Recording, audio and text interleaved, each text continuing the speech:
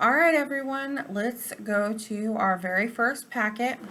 It is titled One You Grow Up. Okay, this is what this packet looks like. I'm going to read from the novel just to make it a little bit easier. As I read, you follow along in your own packet so that way you know where we're at. All right, Loser by Jerry Spinelli. Chapter 1. You Grow Up. You grow up with a kid, but you never really notice him. He's just there on the street. The playground, the neighborhood. He's part of the scenery, like the parked cars and the green plastic cans on trash day.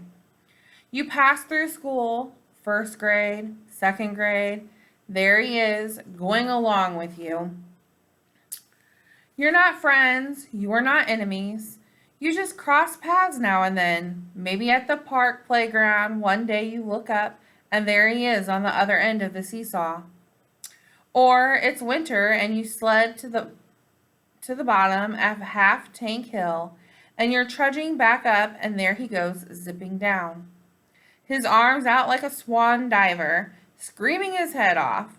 And maybe it annoys you that he seems to be having even more fun than you. But it's a 1-second thought, and it's over. You don't even know his name, and then one day you do. You hear someone say a name, and somehow you just know that's who the name belongs to. It's that kid. Zinkoff. Chapter 2. Yes, we're doing 2 chapters today. The Bright Wide World.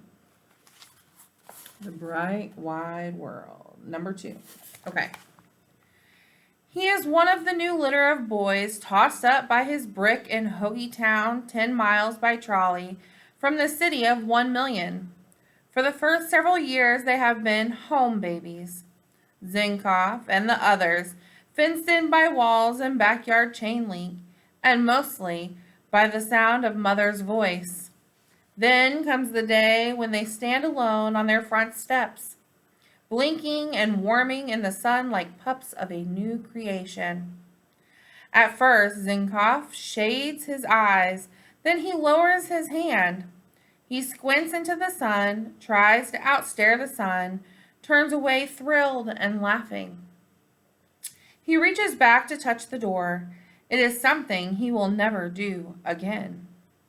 In his ears echo the 1,000 warnings of his mother. Don't cross the street. There are no other constraints. Not a fence in sight. No grown-up hand to hold. Nothing but the bright, wide world in front of him. He lands on the sidewalk with both feet and takes off, heedless of all but the wind in his ears. He runs. He cannot believe how fast he is running. He cannot believe how free he is. Giddy with freedom and speed, he runs to the end of the block, turns right, and runs on. His legs are going so fast. He thinks that if they go any faster, he might begin to fly. A white car is coming from behind. He races the car. He is surprised that it passes him. Surprised, but not unhappy. He is too free to be unhappy. He waves at the white car. He stops and looks for someone to laugh with and celebrate with.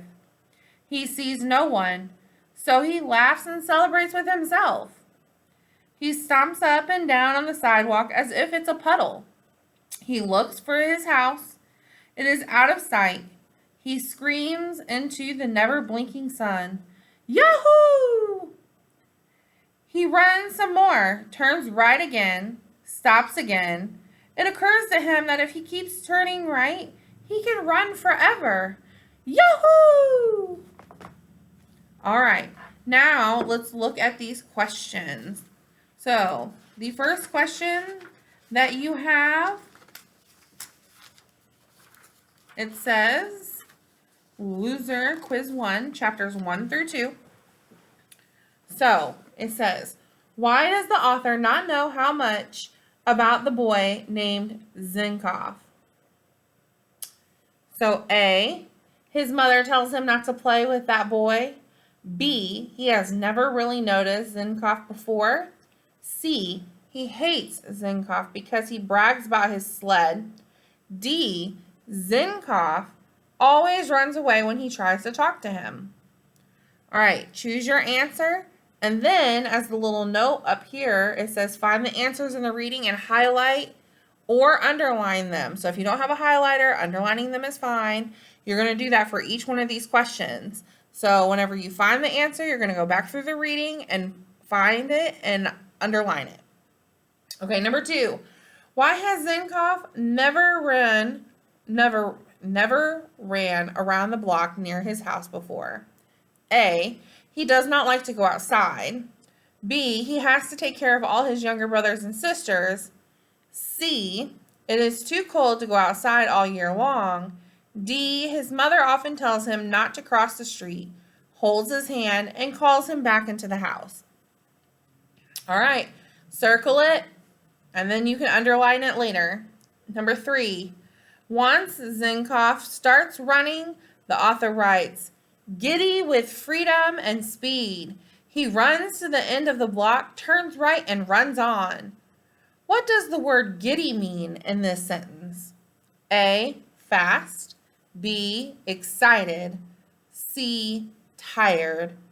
D, free. All right, and the last one, it says, write at least 2 questions you have after reading the first 2 chapters. So you're going to come up with your own questions, and you're going to write them down, 2 of them, okay? And that's it for the first segment. Not so bad, huh? So I will post probably 1 or 2 more segments before the end of this evening, and that way you can go ahead and start reading, and you can pretty much go through this novel as fast as you'd like. It's up to you. Just make sure that you take a picture of the work that you complete, and you send it either to me on this channel or to whatever teacher is reaching out to your parents. All right, guys. Bye-bye.